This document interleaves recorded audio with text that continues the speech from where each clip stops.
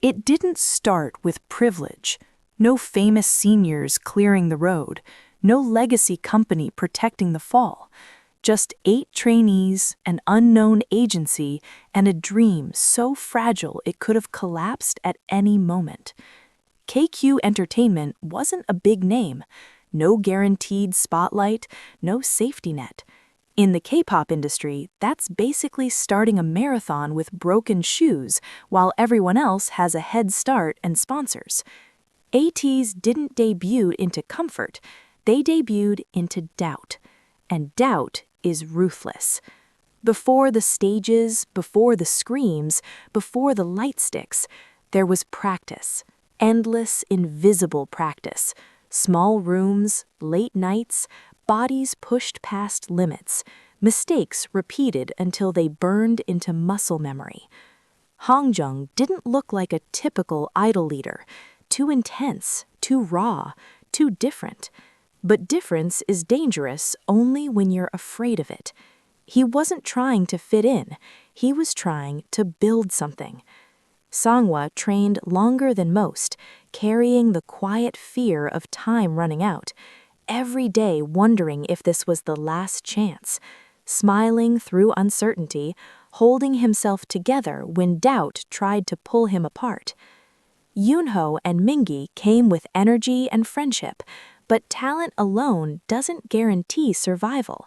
The industry doesn't reward effort, it rewards results. Yosung left a bigger company to chase belief over security. That decision alone could have ended everything. But he chose risk, and risk is where legends start. San didn't come from dance. He built himself from scratch. Pain, sweat, repetition. The kind of work that doesn't trend, doesn't go viral, but rewires your entire body. Woo Young left comfort to follow loyalty, not contracts, not guarantees, people. And Jongho, strength wrapped in calm, a voice that didn't shake even when the ground did. Before debut, they were sent to the US, not for luxury, for testing, busking, performing on the street, no stage protection, no curated crowd, just strangers deciding in seconds whether you're worth stopping for. That's where ego dies. That's where fear shows up loud.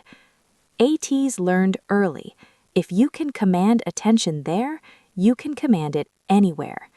Then came debut, Pirate King, a statement, not a trend, a declaration. But the world didn't immediately listen. ATEEZ debuted into a saturated market, new groups every month. Algorithms don't care about effort, charts don't care about dreams. They performed like their lives depended on it, because they did. Stages weren't just choreography, they were battles, faces fierce, movements sharp, no half energy, no saving strength. People noticed, slowly. International fans felt it first, because hunger translates beyond language. Then came tours, early, risky tours, performing far from home before Korea fully knew their name. That gamble could have ended them financially. Instead, it built them. ATEEZ learned how to survive without validation, how to perform without applause, how to keep going when the numbers weren't loud yet. And then the challenges stacked. Injuries, exhaustion, mental pressure. Mingi stepped back for mental health, and suddenly the group had to face something scarier than hate. Silence. 7 on stage, 1 missing. Fans worried. The industry watched. ATEEZ didn't rush him, didn't hide it, didn't replace him. They waited. Because survival isn't just about pushing forward, it's about knowing when to protect your people. Comeback after comeback, they refused to dilute their identity. They didn't chase trends, they built lore. They built worlds. ATEEZ wasn't just music, it was narrative, rebellion, freedom, choice, youth fighting systems bigger than themselves. And then came Kingdom, a battlefield disguised as entertainment. ATEEZ entered as underdogs, less domestic recognition, more pressure, every stage scrutinized. And what did they do? They went cinematic, they went theatrical, they went all in. Live vocals, fearless concepts, no shortcuts. They didn't play safe, they played unforgettable. That's the difference. Winning Kingdom wasn't just a trophy, it was validation earned through risk. But success doesn't remove pressure, it multiplies it. More eyes, higher expectations.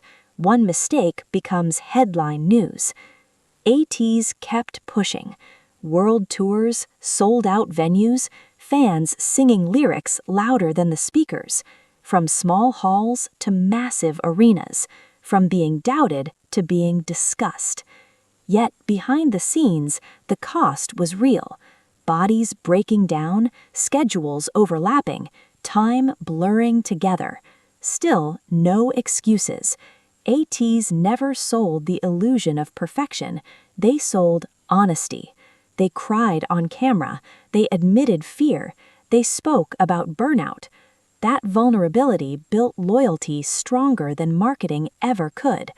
Because fans don't connect to perfection, they connect to truth.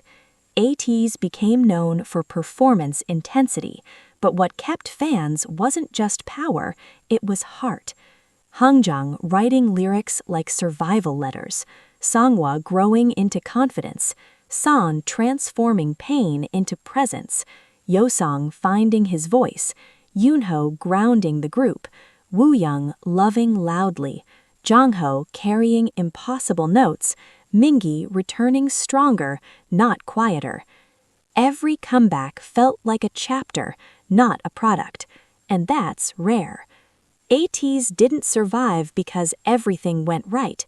They survived because they adapted. When ignored, they worked harder.